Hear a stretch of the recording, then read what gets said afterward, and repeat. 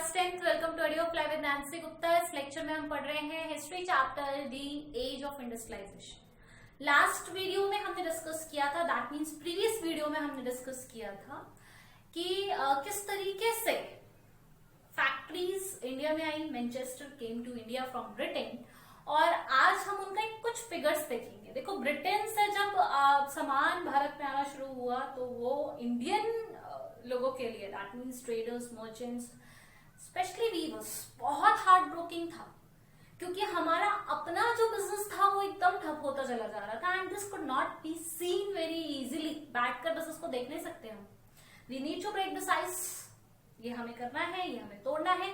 और इसका उपाय क्या आया कि अब इंडियन लोगों ने ही इंडिया में मिल सेटअप शुरू करनी स्टार्ट कर दी। तो जरूरी नहीं है कि सब इंडियन ने ही की, इसमें बाहर के लोगों का भी कंट्रीब्यूशन रहा है। लेट्स सी कि कब किसने भारत में पहले क्या खोला। तो बिगिन करेंगे भाई। पहली मिल जो याद की जाती है टेक्सटाइल के लिए भारत में, first mill in India was set up in Bombay in 1854। Very very important 1 mark question, 90% आता है। ओके, सेकेंड हमारी आई 62 में। 1862 में 4 न्यू मिल्स आई, 94,000 स्पिंडल्स आ गए, 2,150 लूम्स आ गए। उसके बाद हमने बंगाल में जो पहली मिल देखी वो हमने देखी 1855 में स्टूडेंट्स, और दूसरी मिल आई 1862 में। फिर हमने कानपुर में एक मिल देखी 1960s में। ये एक बाहर के व्यक्ति ने यहाँ स्टेब्लिश की थी and his name was Elgin mill. North India की ये मिल कानपुर में आई, ये फेमस है। ओके, उसके बाद इसी के एक साल बाद जब कानपुर में आई, उसके ठीक एक साल बाद हमने अहमदाबाद में एक कॉटन की मिल देखी। आज Ahmedabad one of the renowned centre है कॉटन टेक्सटाइल के मामले में, आफ्टर बॉम्बे। ठीक, और फिर हमने मद्रास में देखा स्पिनिंग और वीविंग शुरू हो गई थ्रू मशीन्स एंड फैक्ट्रीज इन 1874। तो ये कुछ ग्राफ्स हैं, कुछ फिगर हैं, डेटा है जो 1 मार्क में आता है और आपको ध्यान में रखना है। और ध्यान में कैसे रहेगा, मैं बार बार आपको याद दिलाती रहूंगी कि भाई इंडिया की पहली कॉटन मिल कब आई, बॉम्बे में आई इन 1854।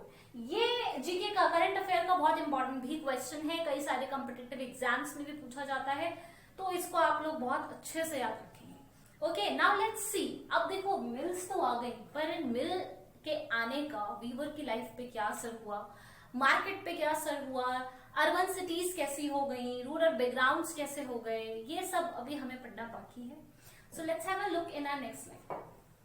We will begin from early entrepreneurs, यानी कि अब जब कॉटन टेक्सटाइल की मील्स आने लगी थी, उससे पहले किस तरीके का व्यापार मार्केट में चल रहा था।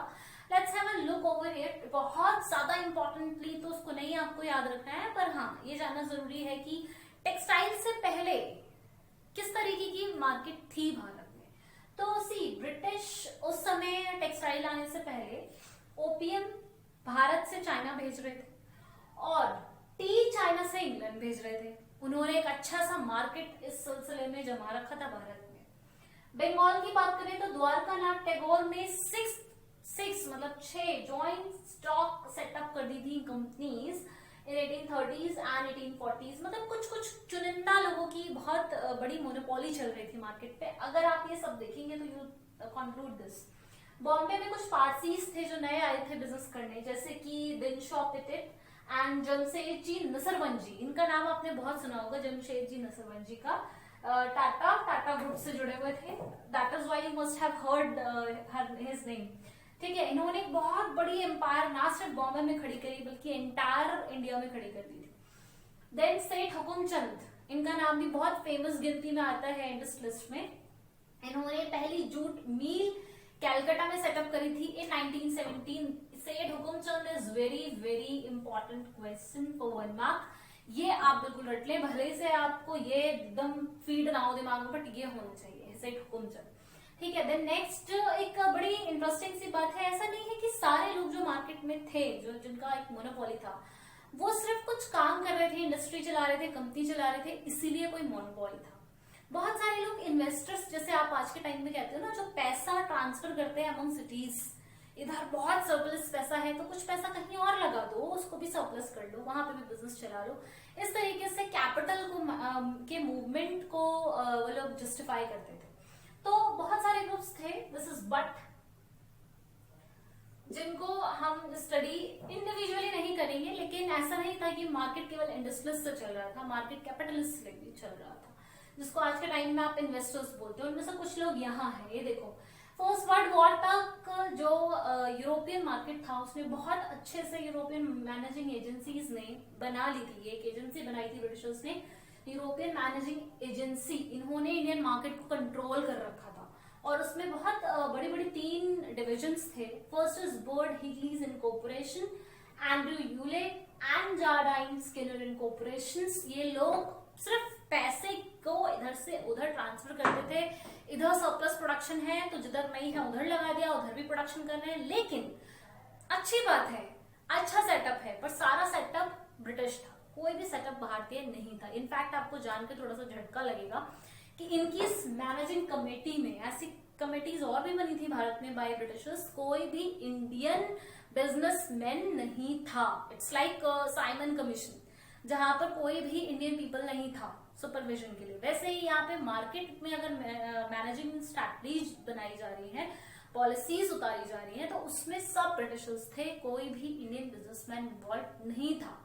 इसलिए हम लोग मोनोपोलाइज थे, इसलिए हम लोग को ऐसा लगता था कि we are working into some another world. ठीक है, हम अपने ही देश में काम नहीं कर रहे हैं क्योंकि हमारे ऊपर किसी और का कंट्रोल ओवर था। एनीवेज, आपने इंडियन इंडस्ट्रियलिस्ट देखे, कैपिटलिस्ट देखे, फिर आपने एंड अप किया बाय सीइंग की फर्स्ट वर्ल्ड वॉर के दौरान हम लोग यूरोपियन मैनेजिंग एजेंसीज के द्वारा कंट्रोल थे। ठीक है, अब व्हाट अबाउट द वर्कर्स? जब फैक्ट्री खुल रही थी नई, आज पर आ जाते हैं, प्रेजेंट पे आ जाते हैं वापस से, तो कॉटन मिल खुलने वाली थी भाई, हमने पढ़ा था इलेक्शन में। तो फिर वर्कर्स कहाँ से आ रहे थे? क्योंकि फैक्ट्री खुलेगी तो एम्प्लॉय चाहिए, लेबर चाहिए, सब कुछ चाहिए, कहाँ से आ रहा था labour? Very interesting question, answer मिलेगा नेक्स्ट लेक्चर में। Stay tuned, stay healthy, keep subscribing, keep liking, keep sharing.